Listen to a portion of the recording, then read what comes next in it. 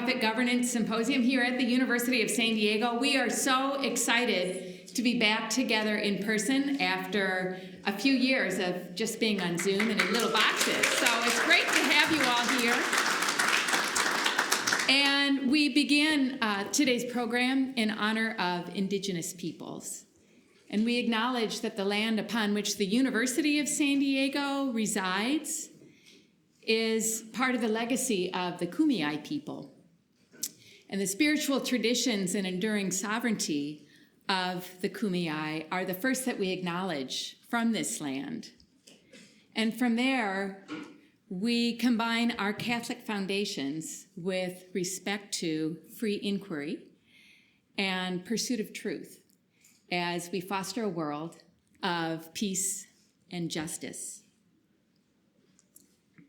I'm Emily Young, and I'm the executive director of the Nonprofit Insitute.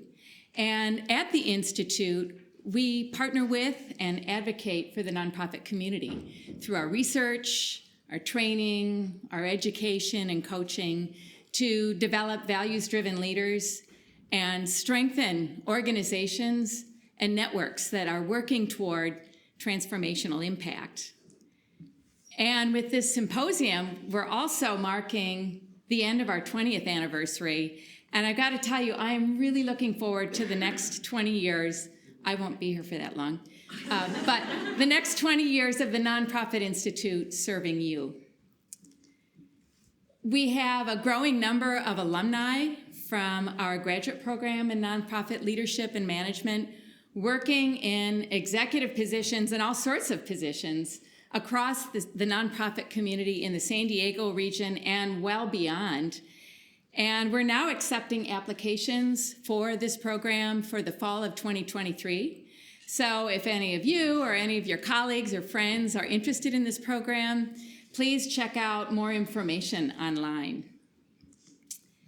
And I would like to thank our amazing Nonprofit Institute Advisory Board, which is instrumental to everything that we do here at the Nonprofit Institute.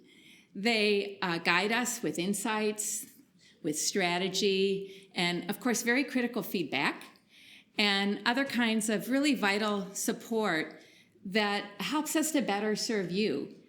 So I'd like to please give them a round of applause.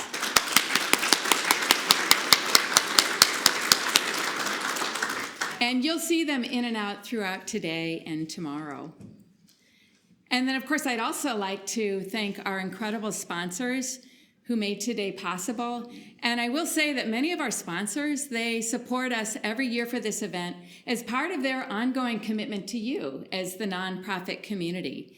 So a special thanks to California Bank and Trust, the Conrad Prebys Foundation, KidSpark Education, the Legler Benbow Foundation, San Diego Union Tribune, U.S. Bank, and the many other generous sponsors in our community, many of whom are here today, and they have tables outside. Their sponsorship is a testament to the critical work that you all do. So please join me in thanking them here and outside, wherever you see them. We couldn't do this without their support.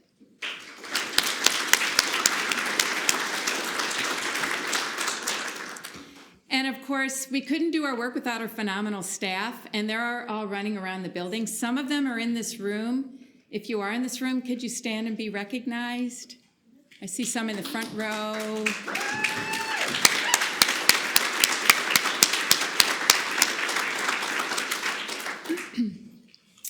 And finally, I want to say we're deeply grateful to volunteers. People reach out to us every year and ask, how can we help the Nonprofit Institute? And they make the Nonprofit Institute hum. So thank you to our wonderful volunteers. And now that I'm giving thanks, I'm really on a roll. I will say that what really inspires our team, and I've already talked to some of you today that have said the same thing, it's that we get to work with people like you. You're dedicated to making the world a better place. It's clearly your passion. It's what wakes you up in the morning. And you do that in thinking about how to meet critical needs, how to advocate for change, how to be more nimble and innovative and confronting some of our most seemingly insurmountable problems head on. And really thinking about urgent challenges is not things that we can just leave behind or wring our hands and say there's nothing that can be done. We're really honored to serve you all. And we're committed to shining a bright light on our sector by recognizing leaders that can inspire others by their example. And at our annual State of Nonprofits and Philanthropy Summit in October, we recognized an individual leader, Jason Paggio, who was awarded the Libby Award for Excellence in Nonprofit Leadership.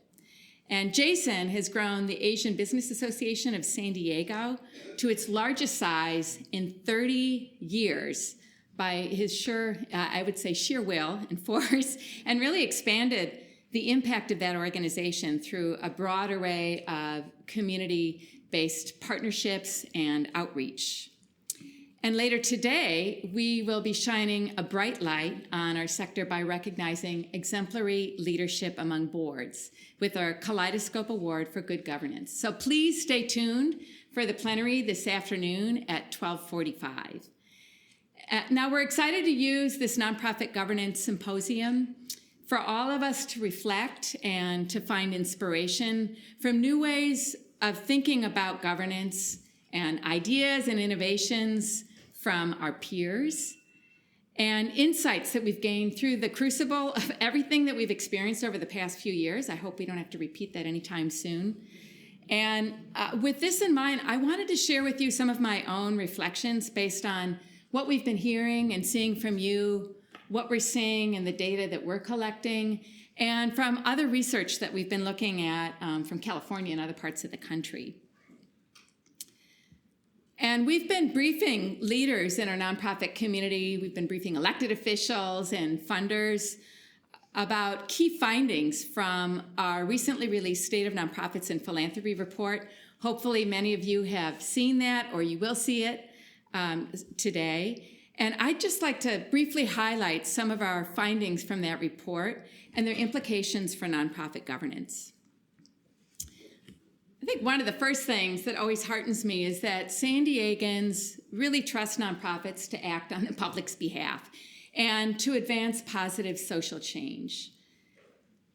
Nonprofits need to sustain that public trust by acting ethically and by acting effectively and acting boldly to address community needs. And just like individual character matters, so does organizational character. And that's ultimately reflected in how nonprofits carry out their missions to advance social good for the people and the places they serve. And boards have a special responsibility in that regard to provide leadership and oversight to steward that public trust in our entire nonprofit community. On another front, we've surveyed San Diegans about a whole host of issues that affect our quality of life and asked them to convey their level of concern about these issues. And you'll see in the top 5 lines, the top 5 issues that San Diegans are concerned and alarmed about. And if you look at the full list, which is in our State of Nonprofits and Philanthropy report, you'll see that every single one of those issues is something that our nonprofit community is on the front lines of addressing. And yet, if you look at the very bottom line of that bar graph that we have right here, that ranks dead last among San Diegans' concerns. And it's important to point this out because it makes you realize, many times, all of us are guilty of this too. We take our nonprofit sector for granted. And yet we depend on the vibrancy, the financial health, the vitality of the sector to sustain and enhance every aspect of our quality of life, to meet critical needs. Our life in the San Diego region is on the line and depends on our nonprofit sector.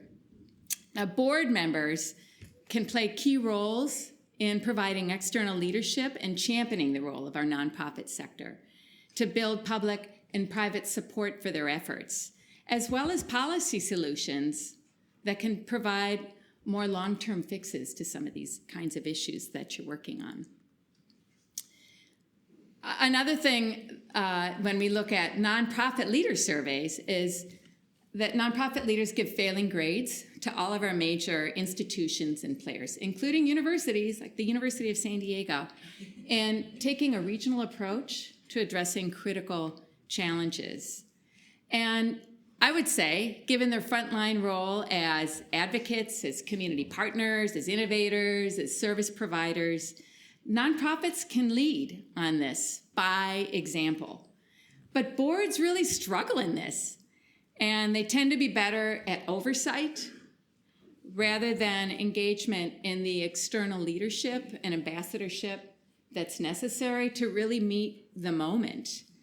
And more specifically, we were looking at some of the most recent findings from board sources Leading with Intent, where CEOs and board chairs gave their boards C grades with respect to things like building relationships within the community to help support and inform the organization's work. And this is outside of fundraising, I should say. And building more diverse and inclusive boards with a commitment to equity at a time where we're seeing growing inequality. And of course, monitoring legislative and regulatory issues and leaning into using your influence, networks and connections to really shape that. And I gotta tell you, we've been looking at the numbers in terms of the flow in federal and state dollars to the San Diego region. I'm super unimpressed. And actually, sometimes I get a little angry about it when I look at the San Diego region as a metropolitan area and compare it to the LA region or the San Francisco Bay Area. In some cases, we get about half per capita in that state funding and federal funding compared to those other regions. This is another area where boards can step up together with the staff of organizations to be a stronger advocate. That's not acceptable. Climate change. It definitely figures front and center in our future. But this is another area where we're seeing boards are really struggling with how to kind of take account of this in their missions. Like, what does ESG mean in a nonprofit context? And over the past few years, this shouldn't come as a surprise to any of us, we've faced really, intense and more frequent wildfires in California and elsewhere across the Southwest, a mega drought, 1,200-year drought in the Southwest, and then, of course, most recently, the drenching, torrential, devastating rains. And I was just looking at the most recent polling from the Public Policy Institute of California. 73% of San Diegans believe climate change is here. It's not it might happen sometime. It's happening right now. And another 13% think it's going to be something that they'll see in the very near future or within their lifetimes.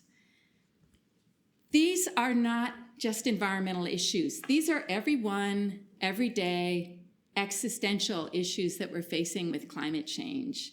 And every nonprofit board should be thinking about that.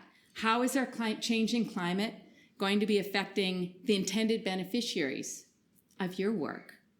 Your organization's ability to produce and deliver services, programs and projects, and even your investments, your finances, your operations.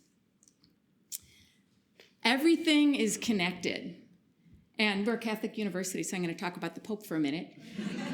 And when he became the head of the Catholic Church, he wrote an open letter to the world. It was his first encyclical, his first letter of such a sort. And in that letter, he made a plea for us to heed the call of the cry of the poor and the cry of the earth as one crisis that's both social and environmental. They're intertwined. And the University of San Diego has taken up that call. And we're one of the few universities recognized as taking up the call as a Laudato Si university, which is the name of that Pope's encyclical. And we want to lead by example. And I'll tell you, if we can do it, anybody can. Yeah, and it's, we've looked at this in our finance and operations. We actually have Laudato Si and Care for Our Common Home, as called for by the Pope, in our investment policy, which was adopted by our board. We have a green fund.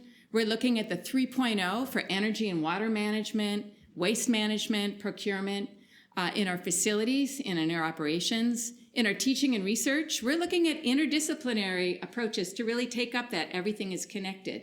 In the business school, in nursing, leadership and education, environment and ocean sciences, where does climate change play a role? How can we grapple with it? And also in our community partnerships. I'm not sure if you all know, but the Nonprofit Institute is home to the San Diego Regional Climate Collaborative, which is one of the first networks of its kind in California and the country of local governments and public agencies that are working together as a region to prepare for climate change, to deal with it now. And we also have the Equinox Quality of Life Dashboard. We're gathering data on climate change, putting it out there and looking at how it intersects with other aspects and indicators of our economy, of our environmental well-being, and of what equity looks like across the San Diego region.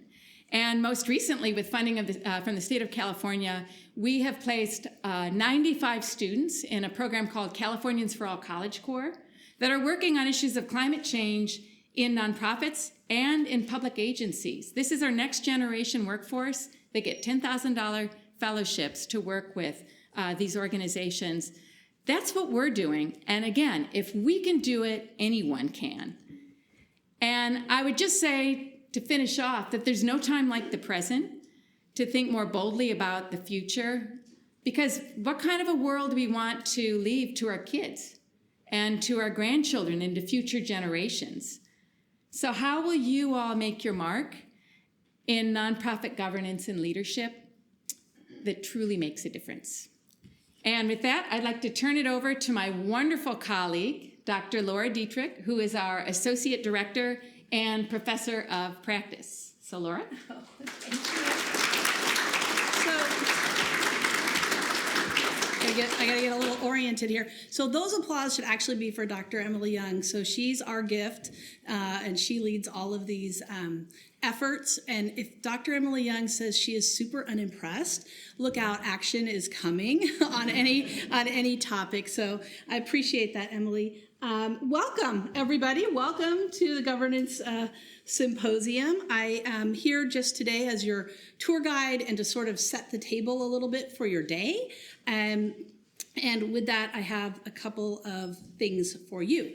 First of all, we've been doing this conference for 19 years. And I will say I've been here since that beginning of, I was at the very first one, I should say. And many of you have been joining us, but we have a lot of new folks too. And we're back in person, and we've had a couple of years of virtual conferencing, which I don't find to be all that fun. So we have some strategies for getting the most out of the day. You notice if you've joined us before, you notice we're in a different building. This is not a conference center building, but this is our building, the School of Leadership and Education Sciences, where we are housed. And we're really proud of that, and we are really proud to have you here. That said, you may not be familiar with the building pattern and all of that, and we have plenty of what I would call ambassadors or volunteers out there. Just ask a question if you have anything. So because we're not a formal conference center, rooms may get a little full. If a room is full, go to another room. We have at least one. We have sessions in two of our bigger rooms, this room and what we call our executive classroom, which has lots of seating. So some of our sessions are doubled up, and some are not. So plan your day accordingly. And we really, if you're here with a partner from another organization, we really recommend that you divide and conquer, right? You go to one, they go to another, and then share your learning and information together, over lunch or at your next board meeting. We have an app, which I am mediocre at using. But do use it, do engage with it, use it to, our staff has set it up really nicely. I think there's prizes for the more you engage with it. So if you're a competitive person, don't start looking at that right now, but in a little later, go ahead and take a look at that. We know the number one reason, one of the number one reasons people come here is to not only learn about governance, but to learn about it from other people through networking, and great and interesting collaborations have been born out of this conference. And ask questions. We've got panels of experts, and experts all with lived experience in this room. So just ask any questions that you may have. Other items of interest that I get to talk about is that USD is a non-smoking campus, so please don't smoke, vape, or etc. anywhere, especially because the president's house is right behind here. Bathrooms are located under any staircase. Lunch, okay, so it's cold, it's hot. It's hot in here, it's cold outside. It's cold outside, it's, etc. We will have lunch set up out on the patio, but if you are cold, you are welcome to eat in any classroom except for this room, and in any of the rooms where we have meeting space, okay? You're welcome to do that. And if you need a place like that, just let one of our staff know, okay? We are also, and we'll be gathering for our reception in the sala, which is that place where you checked in and along this hallway. We are taping testimonial videos because we have a session on digital storytelling in our lineup. So we're going to do some digital storytelling about this conference as well. And so we're asking folks, if you want to talk about governance or tell us what your view of governance is, stop by room 107 and tape a short testimonial or video. We'd love to have you, and we'll be encouraging you to do that more as we are here. So while I am standing here alone, I'd like to actually acknowledge my conference co-director who's sitting right in the front row, and her name is Kathleen Rapp, and she's just highly talented and a gift to San Diego, relatively new to San Diego, but I hope you all get to know her. With Kathleen's help, I think we've curated a really nice array of speakers and presenters we have presenters from Texas, Oregon, Canada. We're overrepresented by Canadians here today. And we even have a visitor, I believe, from South Korea, so it's great. So Kathleen, thank you for everything. I really appreciate your help and our talented staff. A lot of folks ask us about the Kaleidoscope Award, and they're really pretty sure their boards aren't qualified to win an award, but I really encourage you to come to the plenary session that Emily mentioned. It's on the agenda here, and to the reception, and learn from those really awesome organizations. Their struggles are the same as your struggles, and their successes are really good models for you to learn from. So I'm going to ask you a question. So I'm a college professor, so I'm going to give you a quiz. So, and this is where you actually say something out loud, and you don't have to raise your hand. So if I ask you, we're here to talk about governance. What do you do when you're governing? Tell me. Collaborate. What else are you doing when you govern? Ask questions. Make decisions. Inspire. Hopefully, yes. Inspire. What else? Communicate. Listen. What are complain? Yeah. Thanks, Dale. Thanks for making it real. Okay. I appreciate that. What are some of the duties you are doing when you are governing? Compliance. Oversight. Fiscal. Fundraise. Yes. Okay. Strategy. Good. Okay. So I want you to remember all of these things. Yes, all of that and so much more, right? And it's the same. And I want to come back to those, think about those ideas and what first came to your mind in just a second. So we actually ask our boards to do a lot, right? Governance requires a lot of things. That's why you're here today. And it's really important work. And Emily kind of touched on this at all the challenges that we're facing. And I kind of was thinking about it today.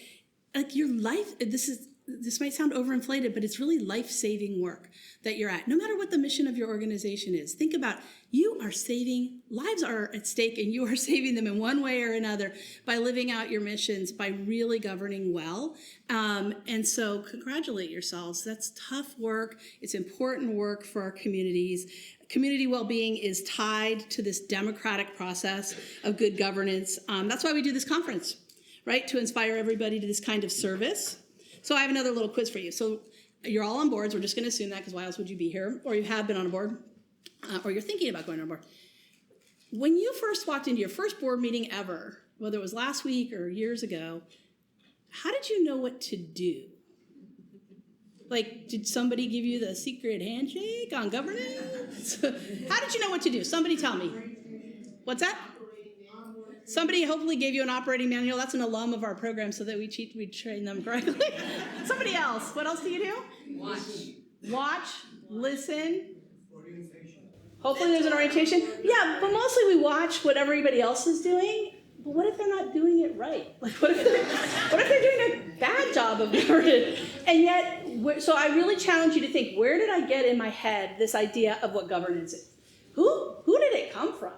And for those of you that sit on multiple boards, you may even realize that you act differently on different boards based on the culture of that board. So we want to kind of disrupt some of that today and invite you to think really broadly about that work. Okay, I want to share quickly with you the framework that we actually base this conference on a framework. We're academics, we can't help ourselves. So in 2011, actually, Chait Ryan and Taylor published this book called Governance as Leadership. And for those of you that have seen it, read it, great. But I think it's a helpful framework to think about board engagement. They were working off the premise that boards had been reduced to micromanaging. And they produced a framework that helps elevate board effectiveness up to what they call macro governance. And think about those things that you said you do when you govern, right? And many of you mentioned, and their argument would be, we've gotten very good at telling all of you, consultants and everybody have been really good at telling you, you must do your fiduciary responsibilities. And we've, in so doing, reduced some of that work to this checklist mentality that if I just do these compliance things, right, then I am governing. And they invite us to think about governance in three realms, right? The strategic or foresight realm and the generative and insight realm. Well, these other things, you're setting strategy, you're questioning your basic assumptions. The point they make is that the most of the focus is here, and these two things are more in the background. And so what I encourage you to do, especially if you have a board engagement issue, or you want to think about governance more holistically, is to ask yourselves, I'm going to say, what about these other two lenses, right? How much are you operating in these two spaces? And can you do more? Because guess what? As a board member, I find it much more exciting to be asked to do those things. I know I have to do these other fiduciary things. You don't get out of that, but you will have a much more engaged board if you can push them along those. So that's the framework that we build this conference on, and then we try to present topics and information in all of those realms, okay? I'm going to show you my metaphor for governance. Like if we were teaching this seminar, or talking about this maybe 5 years ago, I probably would have given this as my metaphor for governance, right? Like if you govern, you're setting a navigational beacon and you're adjusting the rudder, you're taking people to on this wonderful excursion of, in this kind of otherworldly space. But my latest metaphor for governance has looked more like this, right? Let's not kid ourselves, right? So during COVID, it felt like this, all hands on deck. And I don't know if we're post-COVID or whatever, but we are where we are today, and it still feels like this because the world's a different place, right? And we're calling on boards to address the challenges of inflation, really disrupted workforce issues. We've got some great presentations on that, on both of those topics, a politically polarized country, and perhaps a looming recession. So this metaphor doesn't change really, right? The only problem that I can see is that with the all hands on deck issue, which is great in the nonprofit sector, boards have been overstepping their bounds a little bit, getting down the weeds. CEOs are saying, we really need help getting our boards back to strategy, to forward thinking. So this is what we're hearing from CEOs especially. So this is really why we're here today, to kind of learn and strategize as a community how to get around those challenges. I'm going to end with just a little bit of research because we have it, and Emily alluded to some of it already. You will have a copy of you have access to a copy of our full report, a printed copy, and it's all online as well, but some of the data of this comes from there. So as a backdrop to today, let's equip you with a little bit of information about national research first and foremost. So Emily talked about the Leading with Intent Board Source survey, and this is a summary of their key findings, right? They surveyed thousands of representative sample across the country of board chairs and CEOs. And they found that boards are disconnected from the communities and people they serve. They lack diversity. Board members are ill-informed about their ecosystem. This is a really interesting generative conversation you can have with your board. Too focused on fundraising at the expense of strategy, relevance, and impact. And they found that boards that prioritize strategic issues over operational issues rated their performance higher. Right? So these are interesting things to think about. The good news is they do a longitudinal study. Board performance was perceived to have improved overall over past years. I'm going to quickly show you, this is this is hard to read, but this is all the things that they rated, and you can sort of see, when I look at it, I see a lot of the fiduciary checklisty stuff, easy stuff at the top, and that harder generative work or strategic work more at the bottom. So you can assess your own board later, or in your head maybe you're doing that, or you're saying like I do, nobody asked me to be in this survey. So and you can definitely access that online, but I think this is a good, sometimes I show this slide to boards and I just say, you tell me you really want to be more engaged in advocacy, but yet boards typically rate themselves not so great at that. What are you guys going to do about that? So you can use this as a tool. Our own nonprofit leaders survey tracks several board-related topics. In particular, we've been assessing board representation and issues of diversity, equity, and inclusion on boards.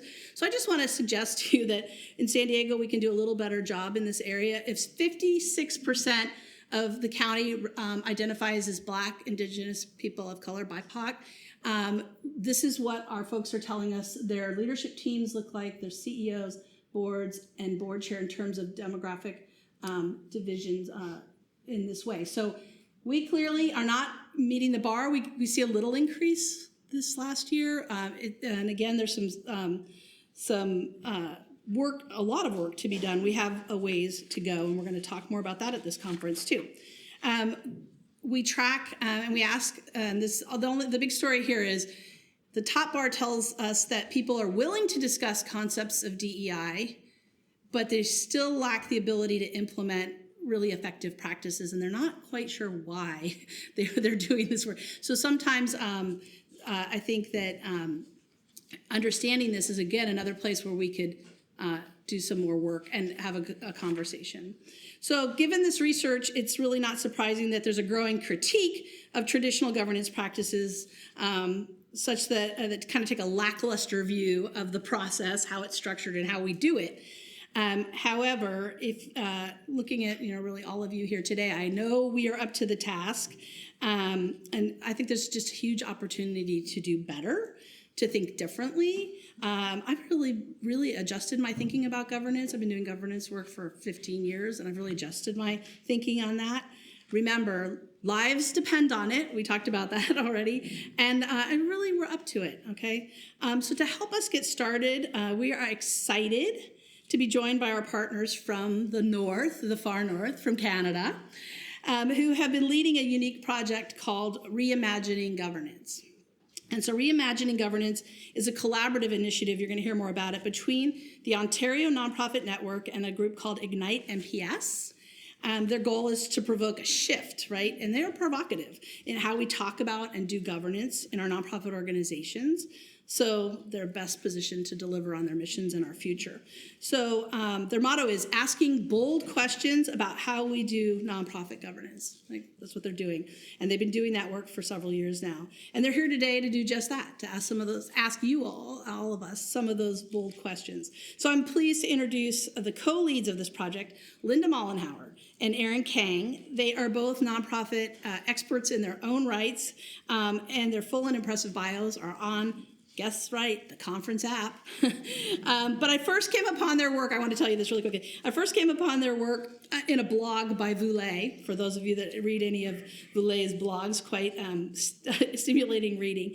And it's called, that particular blog was called The Default Nonprofit Board Model is Archaic and Toxic.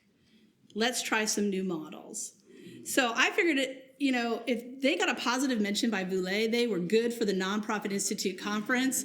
And we've been really trying to get them here, are part of the work, and we're happy to have them here. They'll do a workshop tomorrow as well. So Erin and Linda, thank you so much. The stage is all yours.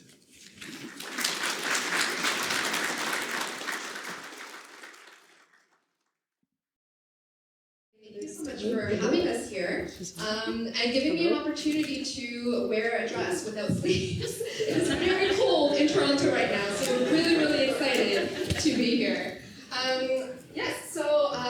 We're so just honored to be able to share the work that we're doing in Ontario with you amazing folks in San Diego. My name is Erin Kang. My pronouns are they and she, and I am the manager of networks and special projects at the Ontario Nonprofit Network. or ONN. ONN mostly engages in policy and advocacy work in order to strengthen the environment that nonprofits are doing their work in Ontario, and this is a project as well to also strengthen that work. And I'm Linda Mollenhauer. I'm chair of Ignite NPS, which is a foundation that is trying to ignite new and different ways of thinking in the not-for-profit sector, and have been a consultant, a governance consultant for, I'm not going to tell you how long, because it's a long time. And so excited to talk to you today about some of the ways that we're hoping to shift things.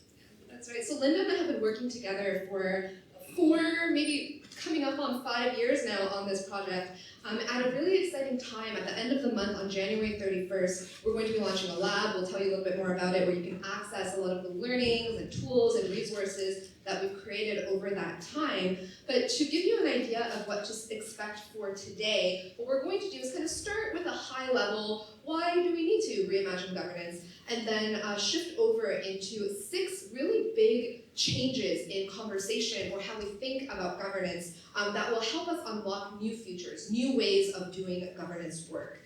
Tomorrow, as mentioned, we'll be doing a workshop diving a little deeper into governance as shared leadership, exploring our tools a little bit more than we will be providing a higher level view today.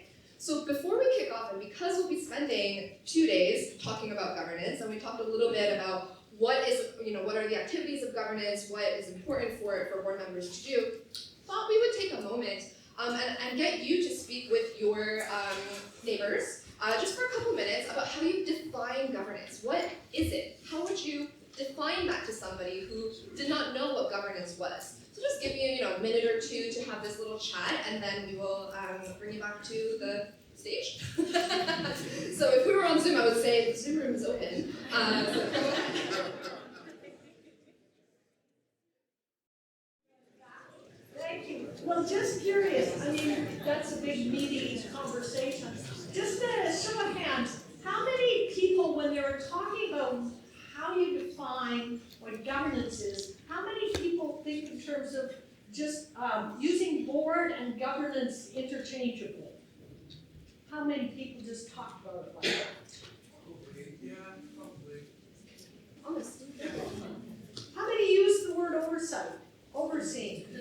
Yeah, am I the black sheep? No, you're the person saying the truth, yeah. How many people use fiduciary? Performance? Interesting. Leadership? Interesting, okay. Well, we're going to come back to this as we talk about it, because when as we're talking about this notion of unlocking new futures and having different kinds of conversations about what we even mean by governance, we feel it's important to really step back because, again, I've worked in the sector a long time on governance, and my guess is that the kinds of definitions that people would give and the words that they would use, it would be all over the map in terms of how we actually understand those words. We're going to talk a little bit more about that. Yeah, absolutely. So basics like how we define governance, the words that we use when we're talking about governance. Laura mentioned, how did you know what to do? If you're a group of folks who are not starting off from the same shared understanding, there's a lot more potential for different understandings, different expectations, different interpretations to emerge about how to do governance work. Our broad working definition of governance as a whole is how we make decisions, right? How are we making decisions together? Who is making those decisions? And how are we ensuring that there's accountabilities within those decisions, right? And so this is about governance as a broad concept. And yet when often we talk about governance, we do often talk about the board. And the board is usually seen as the home of governance work. Some of the things that we've done is to really think about what is the goal of governance? Why does governance exist? Right? Why were boards put into place in order to do the work of governance? So if we think big picture, the goal of governance is really to help steward the purpose of the organization, to help support what the organization is ultimately intending to achieve. So if we think about it in that way, it's about enabling meaningful impact on the communities that we're here working for and serving. Again, really, I think we were set up really nicely by the opening remarks. Now, differently, the goal of governance, right? So the role of governance. There's this big overarching goal. The role of governance and how we define that really influences the systems and structures that we put into place in order to achieve that goal. Now, the role of governance is going to be different for many organizations, depending on what they're doing, who are they serving, what activities do they do, and yet we often sort of default to the same understanding of why we have governance and what it's supposed to look like, how it's supposed to function. The bold at the top you'll see is sort of that high-level description, and then this underneath is an example of how an organization might define its role of governance. And you'll notice we've put stewardship, sense-making, and foresight, but not necessarily oversight, because that is something that can be decided based on the organization's unique circumstances. So we'll kind of get into that as well. Anything to add, Melinda? I would just add that it was really interesting when we actually had to write out a definition of what governance means. And almost everywhere we looked, the definition started with the board. The board does this, the board does that. And one of our first insights was step back from that and say, wait a minute, there are a lot more people that do governance work than the board. So how can we pull back from that definition and not use the word oversight or fiduciary, but try to unpack what those words actually mean? And so that was something that became one of our first tasks. Yeah, absolutely. And early in our journey, we actually went out to different nonprofits across Ontario and we asked them, what is governance? And most often it was, well, governance is, is the board. It's the board's roles and responsibilities. It's what the board does for the organization. And so it was really that impetus to say, oh, we are convoluting our understanding of what governance is by limiting our view to just the board of directors. As we saw many people participate in governance, and we're going to get into that.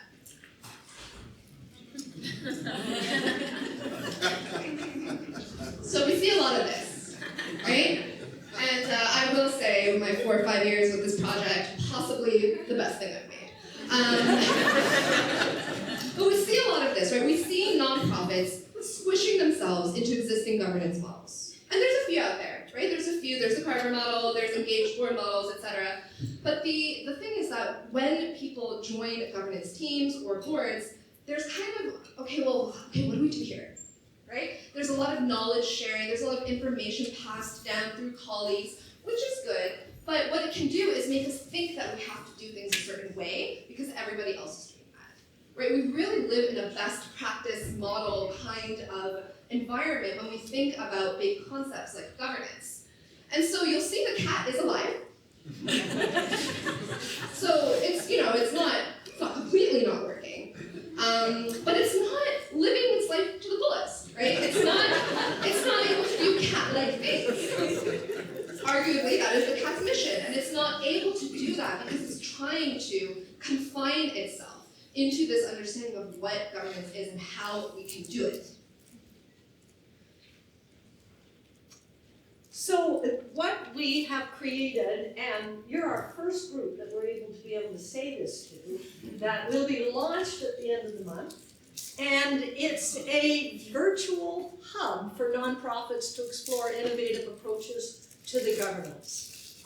It's a website with all kinds of information and resources on it. We'll just take you on a tiny bit of a tour of it for just a few minutes. But the idea, just building on what Erin was saying, another insight that we had is that because there are all those models out there, really at the end of the day, organizations are too distinct. They're too different. There aren't models because if you otherwise squish yourself into. So one of our first premises was everybody needs to design their own governance based on their unique circumstances. So one of the things that we've tried to do with our tools and resources and stories is to be able to provide people with the tools that allow them to custom build their own organization. And we'll come through and talk about a few of the tools that allow people to do that. And so we have a number of resources, key resources, information on things like what are the trends and forces impacting the way governance is done. We have a resource called Board Essentials, where we stripped back what the board's responsibilities are to its legal and regulatory requirements. We're going to talk a little bit more about that. And so we have different resources. Then we have some fundamentals, and then some tools that actually take you through a process allowing you to be innovative in terms of how you come at your governance. And interestingly, in all of these, we actually try to make the titles sound like very traditional things that would draw people in. Typical problems, issues that pull people in, clarity of roles and responsibilities, that kind of thing. But then the tricky thing we hope we've done is once we pull people in with these things, we hope to shift the way the kind of conversations that they have around it when they're utilizing the tools. So they're not some of the standard pieces that you might see in sort of a toolbox on governance. If I may, Linda, I think one of our early things was we know that there's an issue. We know that that nonprofits are telling us, that leaders are telling us, this doesn't feel like it's working, it doesn't feel like it's always working. And we knew that in our project, we could not just come back with 8 new clear boxes for the cat to then try to squish itself, right? We could not respond by creating another model or another set of models or another set of best practices. And so our project itself has been quite iterative. In our first year, we had no idea what we were going to make. And we thought that we were going to make a very immersive process for people to really start by reflecting, what are we here for, who are we, and really go through a very extensive process. Learned very quickly that would not be viable for a lot of organizations and their boards. And so this space is intended to be a place with multiple access points, right? So organizations that are really early in thinking about this can focus on building out governance in a way that works for them from the get-go. Or maybe there's organizations that have been around for 70, 80, over 100 years, and at this point it's time for them to refresh how they do their governance, really go back to their core principles. And so really almost like a choose your own adventure of governance rather than a training program, rather than a static toolkit. This space is intended not only to grow with new tools, but as people use them, as people start bringing them to their boards and hearing, this really changed my perspective. Or maybe they said, this was garbage. This did not work. These questions did not work. And so, well, hopefully that doesn't happen, but it could, right? And so our intent is really to have it a living space that continues to improve, because this conversation about reimagining governance is not going to end anytime soon. So, sorry, go ahead. And it's filled with stories of organizations. We had 12 learning labs with organizations that we walked through. We share their stories, and it includes videos and so on from people in the sector. So that's our little push for the Reimagining Governance Lab. But we want to take a minute and just talk about why do we need to reimagine? Yeah, absolutely. And I think we really started touching on it today with some of the learnings that we saw, the insights that we saw in the reports from Leading with Intent, and just, I think we can all feel it in our sort of bodies, right? That there is this overwhelming amount of change, complexity that we are facing. And we can't just keep responding to that by doing the same things or by trying to change the same structures. We really need to think about, if we are seeing all of these patterns of more collaborations, less resources, right? More demand on people, a volunteer shortage, a leadership shortage, then we have to be really thinking about how governance can change and adapt and be flexible in order to catch up to that complexity. Point number 2, governance is complex. As I mentioned, we heard so often from people that governance is board and board is governance. but in fact the board exists within an ecosystem of governance where there are external forces, internal forces, culture, all these things that influence the work of governance, and the board is one important aspect of that, but we must pay attention to that ecosystem. And finally, finally for me, grounding it in equity, right? Diversity is not enough, right? Diversity is not enough. That does not get to the root causes of why we are even hearing a demand for DEI in the first place. When we saw that gap, there's a willingness, but people are struggling to implement it. And that's because we're staying at, over here, how can we diversify the board, rather than looking at that ecosystem. If we only implement DEI practices in one aspect of a complex system, A, it will have trouble taking root, and B, it will not actually address the things that DEI initiatives strive to address. So we must ground our understanding of governance in equity from the get-go, and that includes looking at it at a different way. Number 4, we need to attract emerging leaders, which to some degree filling the vacuum left by baby boomers who are exiting, and particularly around our boards. And we did some research and we interviewed a whole diversity of emerging leaders and asked them, how do you feel about governance? Are you keen on participating in governance and how? And what we heard back was interesting because people talked about the fact that we have a lot of different ways that we can fulfill our need for social purpose that may or may not include being in a not-for-profit organization. They also talked about the notion of some of the practices and processes that exist typically, and I haven't seen big changes in lots of organizations in terms of how those are taking place, saying it just doesn't appeal to us. Don't necessarily want to just come in, attend 12 meetings, have to deal with that full range of activities. So these emerging leaders were saying, things have to change. We have to reimagine how we think about this if we're going to continue to be able to get the quality of volunteers that are participating in governance. Governance needs to be feasible.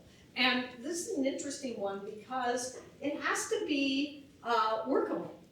And again, when I think about my time in this sector, I keep hearing from organizations that we can't get the quality or the range of the kind of competency, skills, knowledge, experience we need to govern well.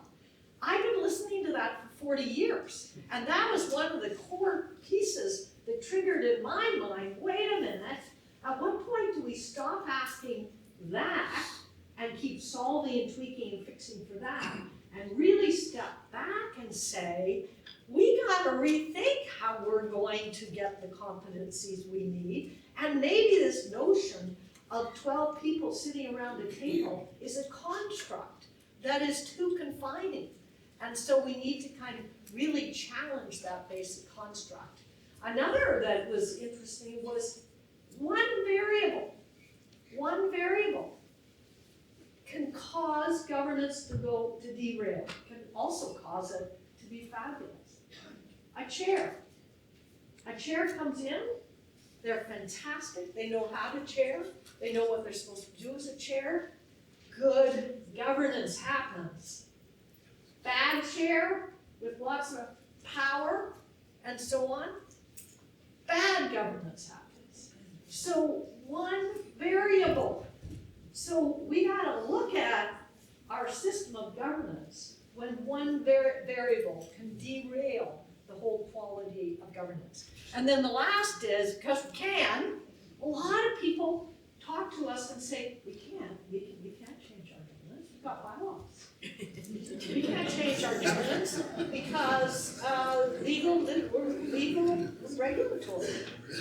And we're going to talk a little bit about that. We have sort of a tool and process in our website that talks about that. Actually, there is enormous room for you to change the way you do governance. So that's our last, maybe most important, is reimagine governance because you can. And I think just listening to you, Linda, we've been working together for so long, sometimes I forget, but I think our pairing, you and I, right? A person who has been teaching and steeped in governance for 40 years, and me, ostensibly someone who could have been interviewed for the Emerging Leaders report that was one of the foundational documents for this project. My background, I've been in nonprofit, I left, right? I got burnt out, I was feeling extremely tokenized, I was feeling all of these things, and I left. And this is happening to a lot of young people, right? And these are, it's so critical to really think about the next 20, 30, 40 years if we have to do governance differently. And I think that the fact that we can is not something that people really are aware of. So just wanted to emphasize that. So Hilda Gottlieb, who catalytic, yes, Hildy Gottlieb. catalytic thinking, show of hands, have you read some of their stuff? It's really great stuff. Yeah. And it's been foundational for us because we realized what we've been doing on a regular basis is staying here because we just kind of kept asking the same questions. How can I improve the performance of my board?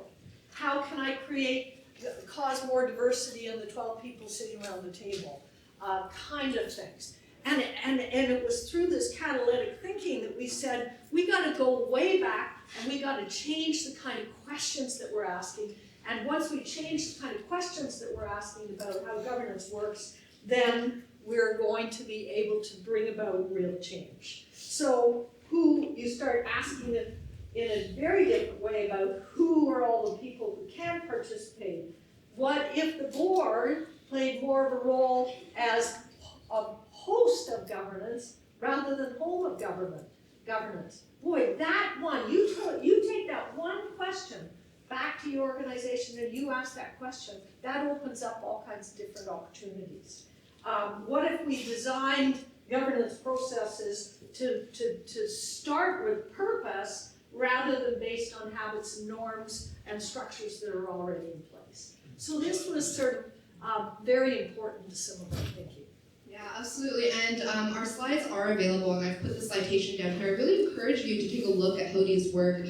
Creating the Future is an organization in Seattle, I believe, and they have done some work over the past few years. Actually, Boulay is on their board. That's how we learned about them. Because they have been doing work to really think about what is the role of our board. You know what? The role of our board is really to keep our organization accountable to integrity. So they came out with an integrity model for their organization that works for their circumstances, and wrote a one-page bylaw document as well to support that. So that's all available on their website. You can check that out. Okay, so we're going to now share 6 ways that you can actually start to shift your thinking, start to shift the questions that you might be asking around governance.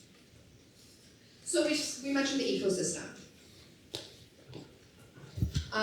This document in full is available in the event app, I believe. We have shared, these ones are readily available and not being saved until January 31st for our lab launch. This is one of the first documents that we created. And in it, you'll see that at the very top, we started with what is the goal of governance and the role that governance plays in an organization. From there, on the left hand, is the external things that influence how governance is done. So a really key example, I think, is the global and broader trend of the pursuit of equity and justice that is directly impacting expectations on governance, our actions on governance, on trying to implement DEI practices, right? So that we need to think about how those things not only impact our organizations, and the work that the organizations are doing, but how that impacts how governance is being done in the organization. Similarly, capacity builders. Part of our future work is actually working with capacity builders, consultants, the people who are teaching governance, telling people, hey, this is what governance is. Hey, here's your checklist of the things to do, and really start working with them to shift, because how we are taught about governance also impacts how we decide to do governance in an organization. On the right-hand side, you'll see internal influences. So this is things like organizations' unique circumstances. I won't touch on that too much because we will dive into that in a further point, as well as the work of governance. And so one of our things was a lot of people actually think about governance and add non-governance work to that pool. Now, the board is not only responsible for its fiduciary duties, right? We have heard and seen that people want to be generative, people want to be strategic, but we also know that a volunteer group of 10 people can't do everything. And the work of governance is much broader than is possible to expect one small group to do all on their own. This ties back to Linda's point about how can the board host governance, how can it steward governance and make sure that decisions are being made in ways possibly outside of the board or supported by the board, stewarded by the board, rather than being the home of all the governance work that must be done, which A, isn't feasible, and B, isn't true because we know that EDs, senior directors, advisory groups, caucuses, brain trusts, all these groups are participating in governance in some way, but possibly not being recognized as such. So those are the internal and external influences. Here's where it gets fun though. This little swirly, this little swirly in the middle, it refers to the enablers. So these are the 4 things that actually help do governance, right? We put structures in place, we put policies and processes in place, right? So the things that do governance, the ways that we describe how it happens. There's the people that then activate those works. And there's the culture. And we'll dive into culture a little bit more. But those 4 things are the enablers that support governance work to be done.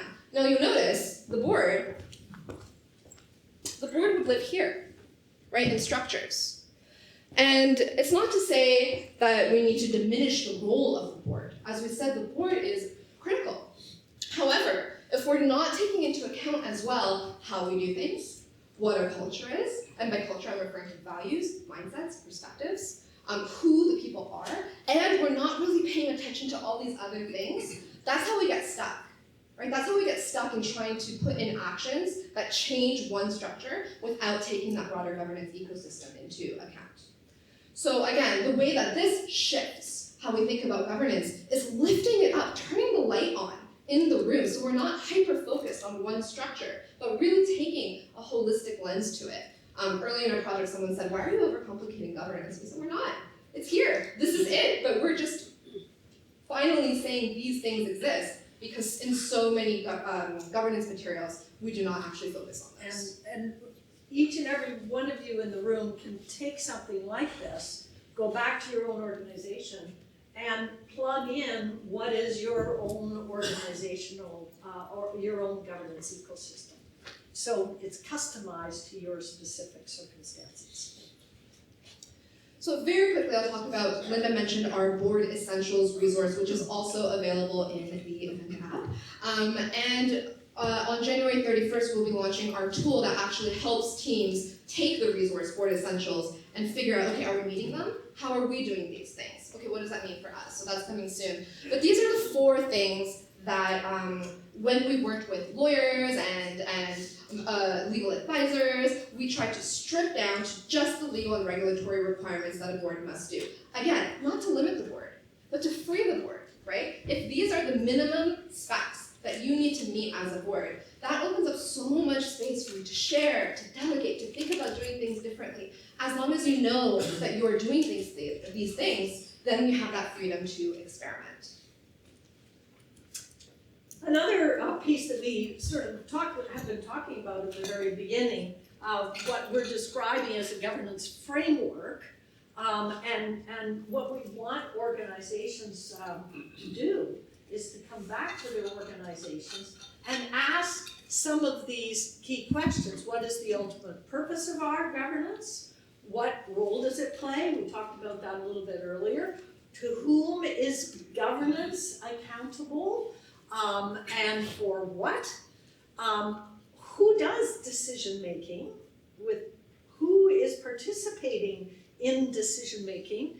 And then some of the principles that are driving, specifically the principles that are driving your actual governance. And from there, then it begins to translate into practices and structures. For example, having thought about your purpose, then how does that enable the actual achievement of meaningful impacts? Your role, what responsibilities are fulfilled, accountabilities, what are the mechanisms, how governance decisions are made, and who participates in them, and what are your governance values. And it's interesting because there'll be lots of, again, there's a bit of the model thing that we talked about earlier on, but that may not work for your organization. And what is interesting is, my guess is, if you sat around your boardroom table and staff leadership group all of whom are doing governance work, and you threw out the word stewardship, I think it'd be fascinating, because my guess is, depending upon where you come from, what your mindsets are, how much knowledge and experience you have had, if you're in the corporate world, if you're in the not-for-profit world, who you are, just life experiences, my guess is that single word stewardship would have all kinds of different meanings. So what we're suggesting is, this is an important conversation to have and to capture, so it remains consistent. One of the benefits of that is not only to have had that conversation, opportunity to explore your individual mindsets, but also an opportunity, as there's changeover, the chair changes, the board members change, the staff change, you have captured what your organization means by all of those words. And one of the things that we say in the tool is, you are not allowed to drop power words. You're not allowed to just throw out fiduciary and then assume everybody knows what that means. And to talk about that, pull it apart and unbundle it. Fun conversation. Unless you have a dysfunctional organization, and then it will be a horrifying conversation. If I may, just to bring it back to, I think I saw somewhere the for this event was leading with intentionality or something around intentionality, and this is exactly that, right? I think again, we make assumptions, or there are expectations, or there are archetypes in our heads about what things need to look like or how we need to do that. This helps you ground into that with your own team and almost cut out that noise, so that you know that you all mean the same thing. When you say oversight, right? Oversight is a huge one. Anything from controlling to feeling confident, right? So really getting clear about that with your team. Another one of our tools, and we talked about this notion that you actually have a lot of freedom. Am I constantly just blocking your view of the slides? So what we've done is wanting organizations to have a conversation to say, what's actually fixed in terms of how we do governance and what is fluid. And then when we started to think about doing that, what would you unbundle? We started to think, well, slide 4. Legal regulatory requirements, what's your organizational history, who are your beneficiaries, what's your culture, where are you in your life cycle, what's your funding model, what kind of capacity do you have, what role does membership play. These are all the pieces around your governance that give shape to it. And then we started to say, okay, let's put it on a continuum, and this continuum will look very different for different kinds of organizations. And again, this exercise, if the legal sort of whatever is your legal requirements that law and regulation tell you, that's pretty fixed. That's way over there and fixed. Can't do a whole lot about that.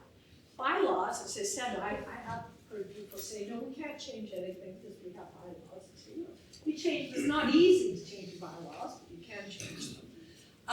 Life cycle is a really important shaping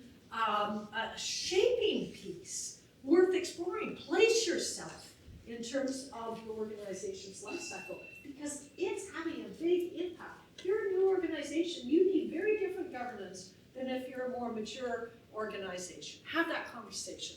Partner expectations, organizational history, and that's a beauty. We have run into to so many organizations who say, no, that committee, that advisory group has been there forever. Not gonna touch that baby. And in fact, when people start to pull things apart, you say, wait a minute, we actually don't need to do it that. That's just a habit. That's just a norm that somebody put in place 27 years ago. And we haven't sort of thought about how impactful that has been on our governance and so on. So this is one of those changing of the conversations by having this with the organizations. And if you can really unbundle what are those habits and norms from what is truly fixed, it'll open up opportunities. Yeah. I don't even need a mic, I feel like, but for those who are curious, ONCA is Ontario Nonprofit Corporations Act, so it would be whatever is equivalent in terms of legislation here. And just as an interesting story, through this tool, and by the way, it doesn't influence governance design, doesn't mean they're not important. It means that they're not dictating how you need to do governance, right? And so one of the organizations we worked with was a centuries-old library association. And through doing, or a century old, not centuries, and through doing this exploration, realized that the way that they were funneling people into their board composition was actually such a big culture habit that was taking away from their ability to have a good, effective board. And so even just thinking about and putting this down in front of you and naming these things allows you to realize, actually this is just what we think, right? This is just what we believe. So really helpful to have those conversations. Okay, this one is my favorite one, and there's a fun visual for after this, but how we define governance culture. And if you remember, this is one of the 4 things that was in that little swirly in the governance ecosystem.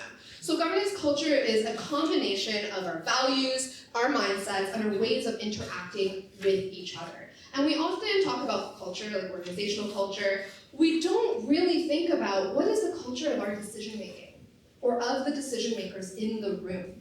We think about an organization's values. We don't think about how does that translate over to how we do governance, right? Because a lot of the time, governance looks really similar, even if an organization has values that are around courage to do things differently, that's one of ours at ONN, or being bold, taking risks. Everyone's boardroom looks similar, right? How we decide to do that looks really similar. So we don't actually think about how we apply our understanding of culture into our governance space. This iceberg shows what we intend. Right? Those things are really visible. There's the organization's values. We say we have principles. We're really committed to, X, Y, Z. Where it starts getting murky is how that culture is experienced. Perhaps we say that, but the staff are all burnt out and feeling bad.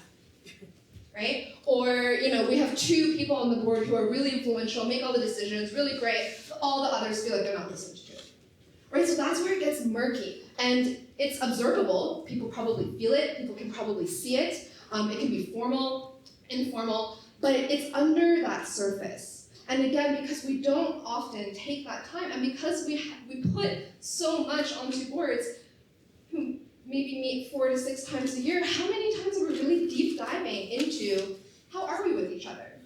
When there's conflict, how do we address it? When something unexpected happens, what are our reactions? How does our understandings of collaboration from an early age influence what we think about the people receiving our services, right? So all of these things are influenced by governance culture, and we don't often name them. Our mindsets, these are the things that we learn really early, or are ingrained in capitalism, right? In systems of oppression, these things that we learn so deeply that we don't think about how that comes out in our boardroom.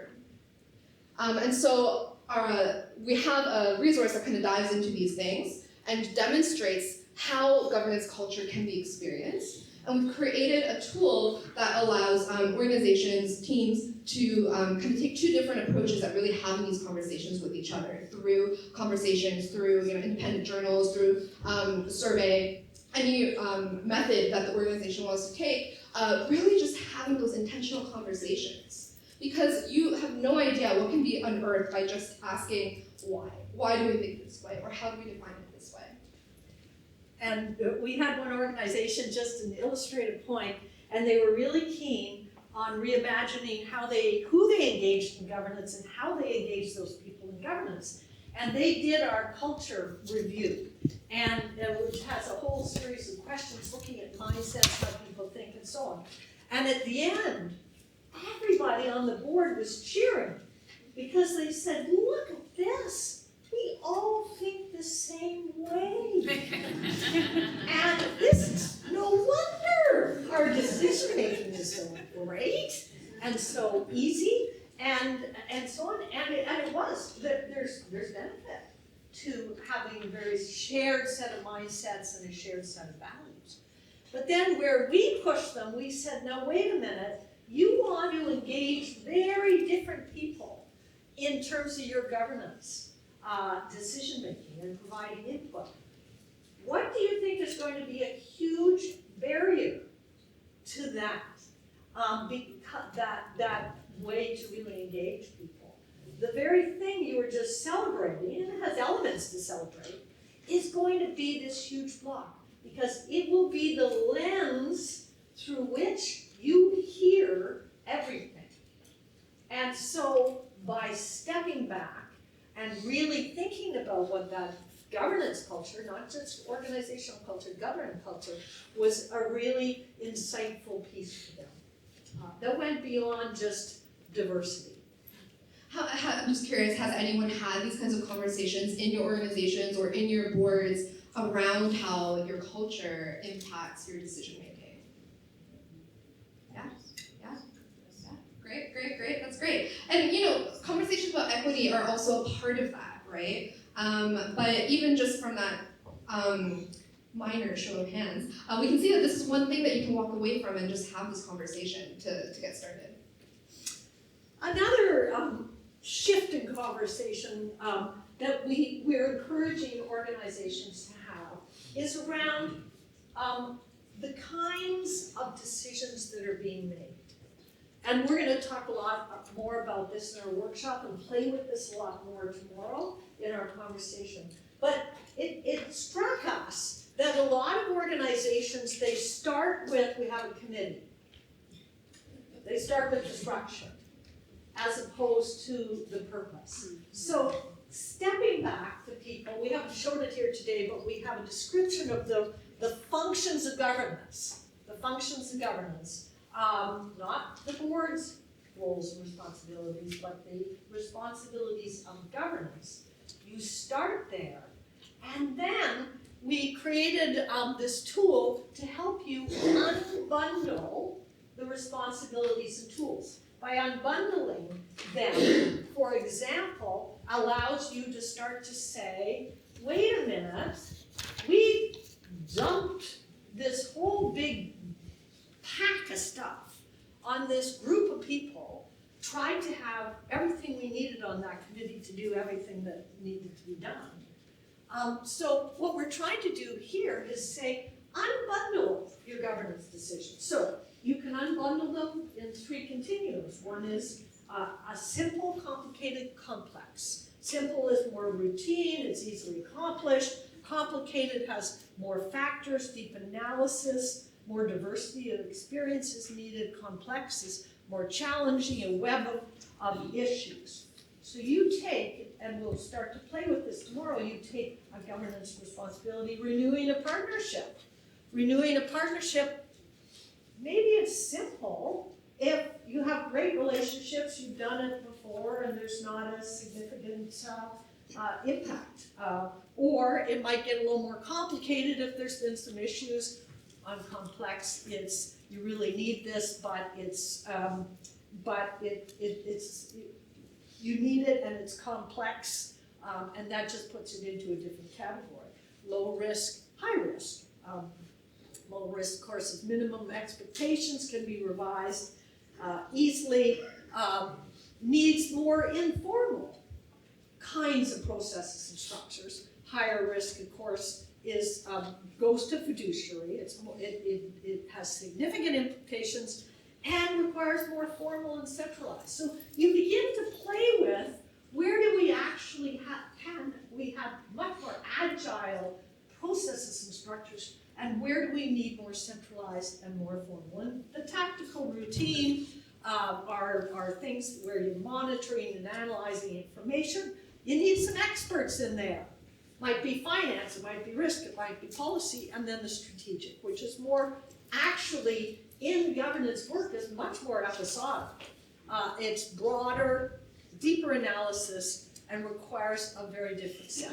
So we're suggesting that, again, instead of saying, gee, we have our audit committee and we have our governance committee and we have our strategic planning committee, if you can start to unpack and unbundle all of these, then you begin to be able to put in place much more nimble, nuanced, and targeted processes and structures that allow you to do it more effectively.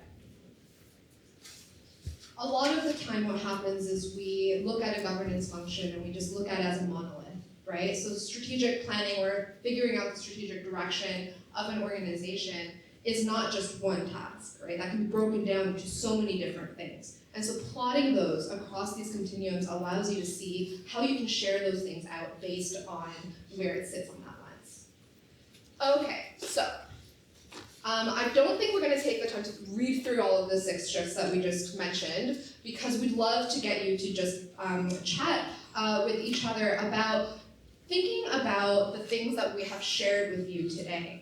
Do any new words or ideas or questions bubble up for you in terms of how we could think about governance differently, what governance could be in the future? If you could dream up a future where we are in really liberated understandings of how governance can function, what would those be? So I'll put that back up in a second, but I will open the Zoom room back up for a couple minutes just so you can share with your partners before we head to a break. So again, new ideas, words, or questions that emerge for you around governance. Thanks, everyone.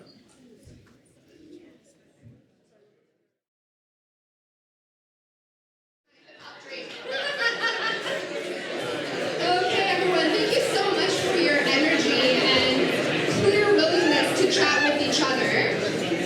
Thank you. We put up here a few things that you can do now.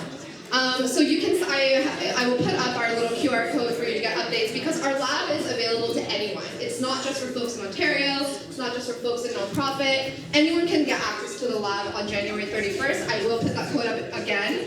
But have a conversation. We really hope that we sparked some ideas, some questions, some insights that you can bring back and really just start this conversation amongst yourselves and see what emerges. And then maybe visit the lab and see how we can support you. And then also look at the resources that we've already sent you that are available right now, I think in the app, or at least in a follow-up package, and really see what that stimulates for you. So this is the QR code if you want to sign up for our newsletter to get updates when the lab is live. If it doesn't work from all the way over there, I'll leave it up so you can come back. And Linda and I are going to be around today, tomorrow, lunch, breaks. So if you have any questions or interesting feedback, please come and connect with us, and we'd love to hear from you. And the lab is free. There's no cost to the lab. Yes, it is free. Yeah. Free and no commitments. Yeah. Join me in thanking Linda and Erin, who came here on their own dime to share this work. And if it feels like a lot, it's because they've done a lot. So you are excused to your break, and but we're a little bit behind, so hurry along, and we will see you at the luncheon session for sure.